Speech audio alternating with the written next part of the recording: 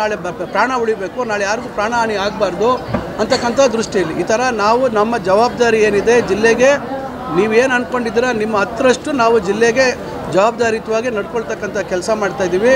ಈಗಾಗಲೇ ನಮ್ಮದು glass house ಆ ಜಾಗ ಈಗಾಗಲೇ ನೋಡಿ ನಾವು ರೆವಿನ್ಯೂ ಡಿಪಾರ್ಟ್ಮೆಂಟ್ಗೆ ಲೆಟ್ರ್ ಕಳಿಸಿ ಬರೆದಿದ್ದೀವಿ. ಅದನ್ನು ವಾಪಸ್ಸು ಕೆರೆ ಏನಿತ್ತು ಇವತ್ತು ಗೋಪಾಲಕೃಷ್ಣ ಕೆರೆ ಅದರ ಸುರ್ಪತಿಗೆ ಆ ಜಾಗ ಏನು ಹಿಂದೆ ಖರಾಬ್ ಅಂತ ಮಾಡಿ ಅದನ್ನು ಜಿಲ್ಲಾಧಿಕಾರಿಗಳ ಕಚೇರಿ ಇರ್ಬೋದು ಅಥವಾ ತೋಟಗಾರಿಕೆ ಇಲಾಖೆಗೆ ಹಸ್ತಾಂತರ ಮಾಡಿದರೆ ಅದನ್ನು ರದ್ದು ಮಾಡಿ ವಾಪಸ್ ಕೊಡಬೇಕು ಅಂತಕ್ಕಂಥ ಉದ್ದೇಶ. ಅದಾದ ನಂತರ ಮತ್ತೆ ಅದಕ್ಕೆ ಅದಕ್ಕೇನು ಗ್ಲಾಸ್ ಹೌಸ್ನ ಮತ್ತೆ ಉಪಯೋಗಿಸ್ಲಿಕ್ಕೆ ಯಾವ ರೀತಿ ಉಪಯೋಗಿಸ್ಲಿಕ್ಕೆ ಸಾಧ್ಯ ಆಗುತ್ತೆ ಅಂಥೇಳಿ ಇವೆಲ್ಲ ಪ್ರಯತ್ನಗಳನ್ನು ನಾವು ಮಾಡ್ತಾಯಿದ್ವಿ. ನಾವು ಯಾರೂ ಸುಮ್ಮನೆ ಕೂತಿಲ್ಲ. ಅದರಿಂದ ಪಾಪ ಅವರಿಗೆ ಲೋಕಸಭಾ ಚುನಾವಣೆ ಹತ್ರ ಬರ್ತಾ ಇದೆ.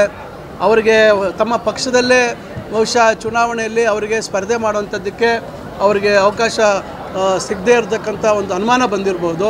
ಆ ಕಾರಣದಿಂದ ಇದ್ದೀನಿ, ಇನ್ನು ನಾನು ಭಾಳ ಸಕ್ರಿಯವಾಗಿದ್ದೀನಿ ಅಂತಕ್ಕಂಥದ್ದನ್ನು ಅವರು ಹೇಳ್ಕೊಳತಕ್ಕಂಥ ಒಂದು ಅವಕಾಶ ಅಂಥೇಳಿ ಇವತ್ತು ಮಾತಾಡ್ತಾ ಇದ್ದಾರೆ. ಅದರಿಂದ ಸಂತೋಷ, ಜನ ಗಮನಿಸ್ತಾ ಇದ್ದಾರೆ ನಾನು ಯಾವ ರೀತಿ ನಡ್ಕೊಳ್ತಾ ಇದ್ದೀನಿ, ಅವ್ರು ಯಾವ ರೀತಿ ನಡ್ಕೊಂಡ್ರು ಮಂತ್ರಿಗಳಾಗಿದ್ದಾಗೆ ಅಂತಕ್ಕಂಥದ್ದು ಜನ ಗಮನಿಸ್ತಾ ಇದ್ದಾರೆ. ಅದರಿಂದ ಜನ ತೀರ್ಮಾನ ಮಾಡ್ತಾರೆ, ನಾನು ಹೆಚ್ಚು ಹೇಳಕ್ಕೆ ಹೋಗೋದಿಲ್ಲ.